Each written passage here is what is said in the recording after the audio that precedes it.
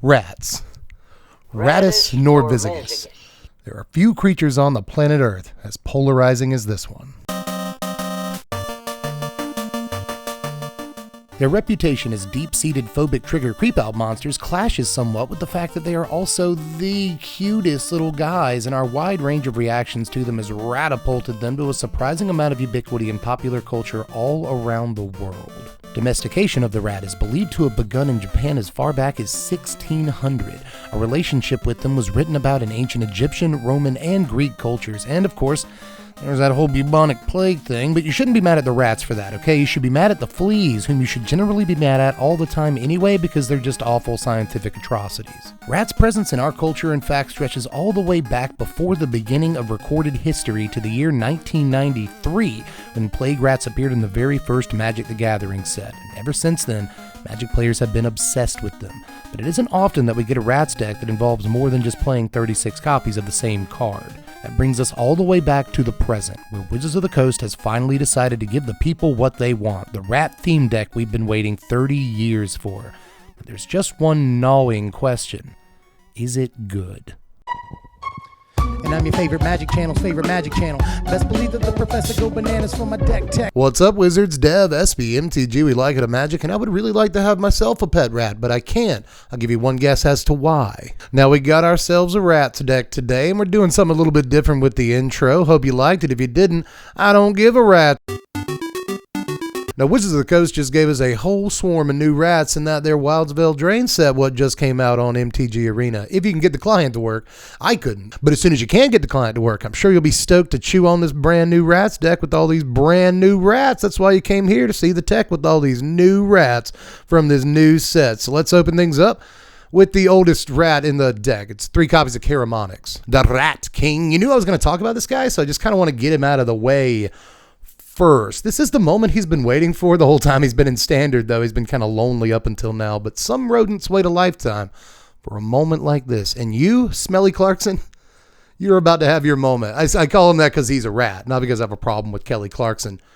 I don't think. She seems perfectly nice, but I don't really know that much about her. Who cares? We're talking about Karamonix. This can draw 5 rats. It's probably not going to do that, but it usually puts at least 2 or 3 rats in your hand, and that is a lot of card advantage for, I was going to say an aggro deck, but this kind of turned out to be a mid-range, grindy, go wide, busted open in the late game kind of thing. I really hesitate to call it an aggro deck, but either way, you cast this guy, really important card advantage. You're going to have more rats than an Applebee's. I found a whole rat in my Cobb salad. But next up, we got 3 copies of an actual new guy. It's Lord Skitter, Sewer King. A lot of kings in this deck, more kings than a 90s wrestling promotion. And by the way, this is not the Sewer King. This is the Sewer King. He's from Hey Arnold.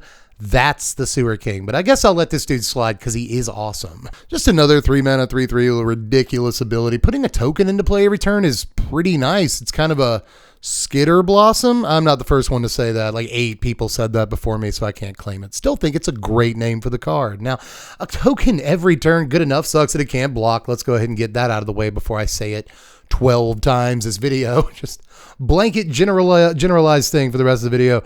The fact they can't block is butts. It's not very good, but at least it's still giving you a token every turn. It contributes to your rat synergies and some of your sacrifice synergies and stuff like that. And it's messing around in graveyards, which can be really important in the current environment. But these couple of legendary rats, we don't really want to play too many copies of, so let's not go all the way and play playsets. I think 3 is fine for both. But we are going to play 4 copies of Tangled Colony in the deck. My favorite song off the Postal Service's Give Up, right there, number 9. Tangled Colony. It's actually called Brand New Colony. If you take nothing else from this video, go listen to this album. It's really, really good. But I'm off topic again. Let's talk about Tangled Colony because that's what you came for, I think. I actually get the feeling nowadays that you guys come for the zany stuff. But I guess we have to talk about Magic cards in there somewhere. So let's at least give it a shout out to Tangled Colony. It's in the deck. Now, this actually did surprise me if you want some tech. I assumed that this would often blow up for 2 critters, right? I'd swing in with it. They'd block with a 2-power guy. They'd trade. I'd be up 2 guys. This seems good enough already, but I kind of underestimated the amount of 3-power creatures in Standard that block this, whether they're 2-drops or 3-drops. When this does get blocked and killed, it will often blow up for 3 rats, which is actually an incredible number. It does feel kind of bad if it gets go for the throated or whatever, but at least they wasted a go for the throat on this guy and not like Lord Skitter or your other amazing 3-drops. So even if this does get hit by removal that doesn't deal damage to it and it just kills it and then it didn't do anything, they still had to use a removal spell on it. That's not too bad for a 2-drop. So I didn't hate this card. I thought I was going to not like it, but it turns out if we want to be aggressive anyway, this is a great card. But let's look at another one that surprised me. I did not want to think that Lord Skitter's Butcher was going to be very good. You just got to let him cook, right? This does 3 really important things for a deck just like this. It creates more board presence if you're looking to go wide. If you're looking for specific cards, it helps you do that. And then all rats gain menace. If you draw this off the top of your library in the late game, this is just an alpha strike mode. No matter when you draw it, the card's going to do something. And I figured with the pretty high rate of other good 3-drops in the deck, it's like, well, do we really want to play this? Turns out, yes. As a matter of fact, you do. It always does something you want to do. Great card. I'm a little surprised I'm saying that, but this was much better than I thought it was going to be. Now, I'm also on 4 copies of Red Cap Gutter Dweller, RGD, and this is where my list starts to diverge slightly from some other lists that I've seen online, because I've seen 2 different ways to build the deck, and we'll go more into detail on this a little bit later in the video. But just know, generally, people are either making this deck very low to the ground, 1-drops and stuff, aggro, get in there, dad, or you can build what I've talked about, this sort of mid-rangey, grindy, generates board advantage over the span of a few turns, gets card advantage here and there, and blah, blah, blah, and then sends all your guys in late in the game with a trick, or you can do something really funky with one of the next couple of cards we're going to be talking about. We'll get to it. And that is the version of the deck that I've built, and I think that version needs this card. Absolutely. You see, you'll be tempted to look at this and be like, oh, this is a 4-mana 3/3. I didn't like Hill Giant in 1993. Why would I play it now? It's actually a 4-mana 5/5. That's what this is. This is a 4-mana 5/5 that draws you 2 cards and just randomly has menace. And that's all just what this one card gives you, right? Like, ostensibly, you'll assume that you'll have other rats out. You can sack to this guy, draw more cards, make him bigger. I like that this guy not only gives the deck another form of card advantage that it kind of needed, right? But it also gives the deck a way to go both wide, 2 rats, and tall, sack those rats to make this guy bigger. This is everything a deck like this wants in one card, and it does kind of suck that it costs 4 mana, but card advantage, go tall, go wide, which is what the deck already wants to do anyway. Everything about the card is phenomenal. Try this out if you haven't in your rats deck yet. Now, I ended up with 3 copies of Song of Totentans in the deck for the same reason my grandmother ended up with 3 children, because she didn't want 4. I don't think we have to play too many of this card, but it does really benefit our strategy, again, of being a slightly slower kind of rats build that wants to grind out value. If we do draw this a little bit early in the game, it gives us 2, 3, 4 rats, something like that. Into the mid game gives us 4 or 5 rats. That can do a lot of great stuff, and it really helps that the rats have haste. This is good for, say, recovering from a sweeper, for instance. Awesome to just fill your board with tokens, or sort of fill your board. But later on in the game especially, this can come down and just give us 7, 8 tokens. It's not unlikely for a thing like that to happen if the game has stalled out significantly. When this comes off the top of our library, it often says you win the game if you have enough mana. But I really don't think that it's great in the earlier turns, so I just didn't think we needed to play the whole playset. But it does set up things like Gutter Dweller pretty well, and our next card, which is the actual thing that often kills the opponent in the deck. Now, you will come in for combat damage every now and again. Sometimes you'll slap the thing down, Butcher, that gives all your dudes menace.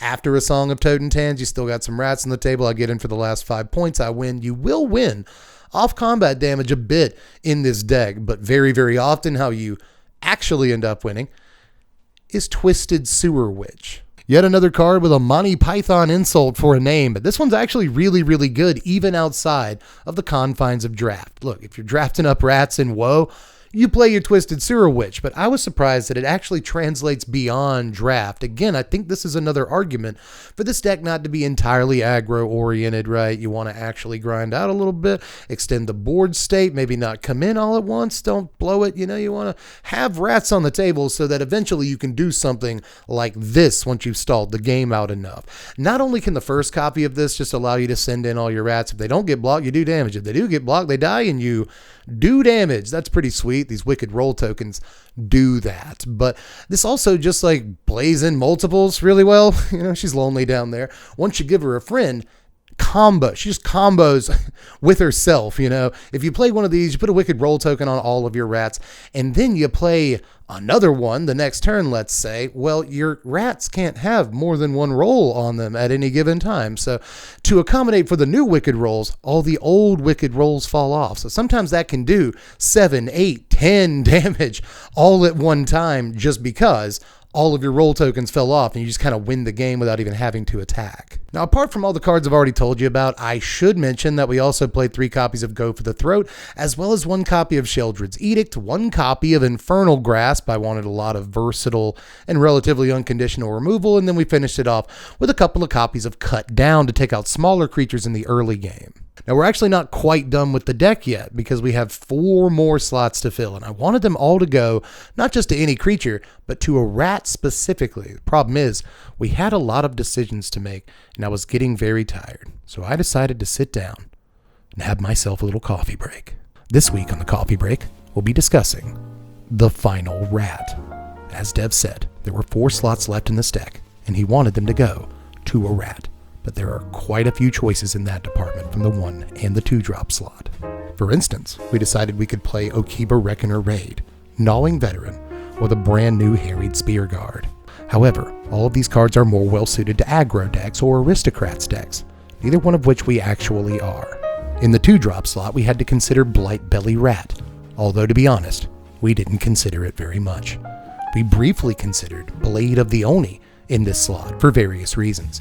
It can make a 5/5 out of a 1/1 that can't block, and that seems pretty good. However, in the end, due to the nature of our deck, we knew that we were mostly going to be chump blocking with this creature anyway, and also due to the nature of our deck, we wanted a creature that could interact with our opponent in some small way.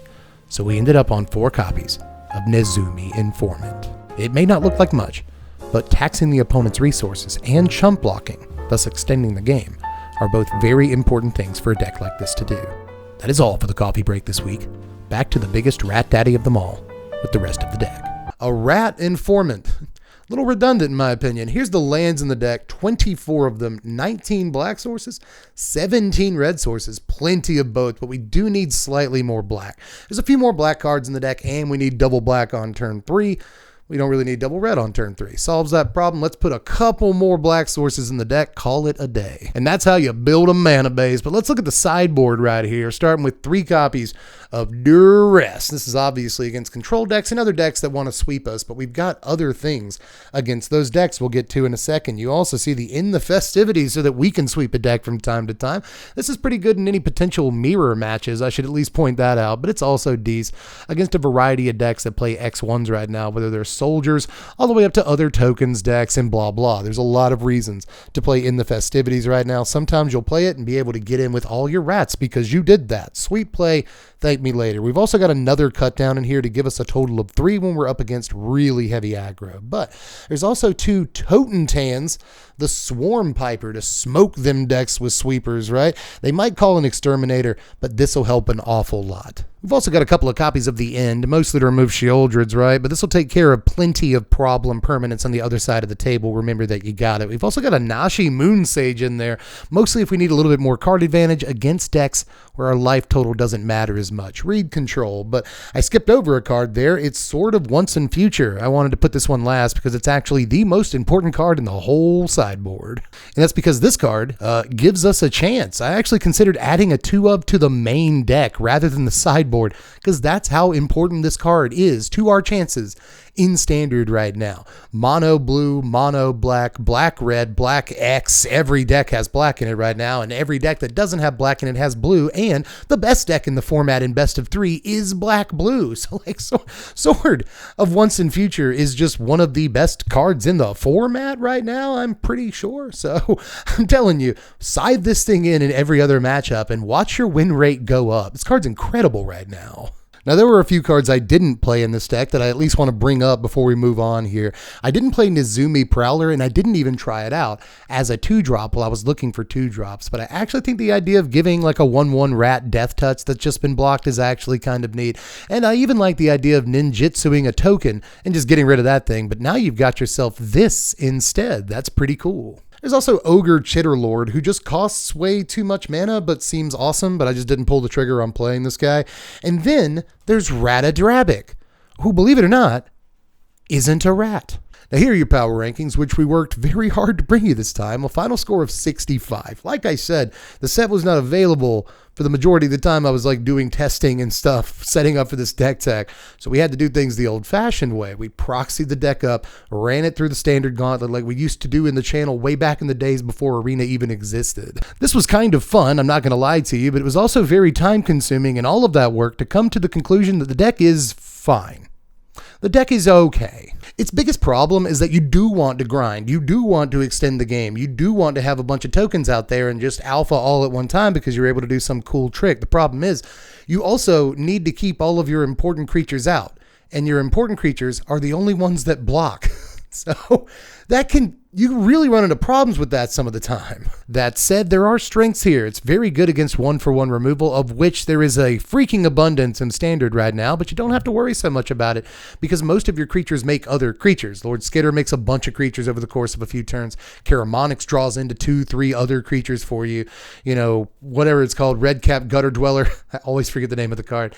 It makes 2 other creatures when it comes into play. So Twisted Sewer Witch makes a creature when it comes into play and then dares them to remove your guys. So we are typically quite good against 1-for-1. And once we do get our Sewer Witch, once we sideboard and get our Totentans, there's plenty of ways that we set up pretty well against sweepers and we respond to them well with cards like Song of Totentans. So there are a lot of things the deck does well, but it really needs to block. The deck needs to block. If you're wondering why there's so much removal in the sideboard, that is why. Now the other best thing about this and what softens some of the blows a little bit is that it's about $100 to build this thing right now, slightly north of that, but not too high, over $100 to build this deck. And in the days of 2023 and Magic the Gathering, that's actually not so bad. And most of that expense is, of course, the lands. If you wanted to cut 1 or 2 of these, dual lands and just put in basics instead, you could totally do that and still get away with it. Now we're just about done, but I honestly feel like this video was kind of front loaded with like good quality content and jokes, and then we had to talk about Magic cards for too long. So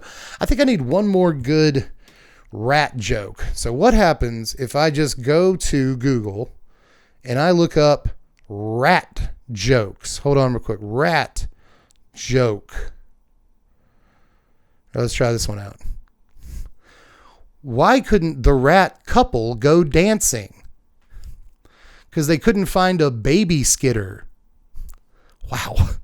That is remarkably bad. But anyways, just let me know how you're building your rats deck down there. Look, if you want to do Harried Spearguard, old Harry, if you want Harriet, if you want to do that, you can. If you want to do Gnawing Vermin, play all the 1-drops. Think you got a bit of a hole in the 2-drop slot. That's one of the whole reasons I didn't want to really build an aggro deck here. I didn't think that was quite good enough. But you do have like War Host's Fury, I think it's called. You might want to play the new like rat-centric Burn Bright. Don't do that. I think Warhost's Fury is actually the better card if you're going to build the more like low-to-the-ground aggro version of the deck. There's ways to do that, right? I won't begrudge you for doing it. I think you're a smart person. There's a lot of ways to build rats right now is all I'm saying. So let me know how you're doing it in the comments section. We'll have some fun. You can also check me out on the twitch.tv/SBMTGDev. Link in the description. Follow me over there. It's free to do so. We'll be playing Magic on Thursday night. If you're watching this in the future, I might still be playing Magic on Thursday night. You never know. Give it a shot. Check me out over there and check me out on the Patreon. It's $1 a month to vote on what content you want to see this season and all that. But I think it's worth it. I've been trying to step up my content game a little bit by bit over the last few months here. If you've noticed that, throw me $1 a month to make the content even better. That would mean a lot to me. I guess we just got one more thing to do. You're waiting. You're ready for it. Let's just dive in and get to the couch card of the day. What's it going to be? What could it possibly? Let's just go quick and get, oh, nice. That's a good card. It's not anymore, all right? But at some point, Mahamoti Jin was an incredible card. I was obsessed with this card in like 1995, early 1996, you know? I thought Mahamoti Jin was, or Jin, I said Djinn. I thought Mahamoti Jin was just one of the coolest cards in the world. It's kind of like, you know, black got Sinjur Vampire, white got Sarah Angel, red got Shivan Dragon. This is kind of the blue, you know, creature in that cycle in the early days. And this is one from Revised, and I just love the way that it looks and like the faded sort of blue inking. It's, God, I love Mahamoti Jin. I love Revised.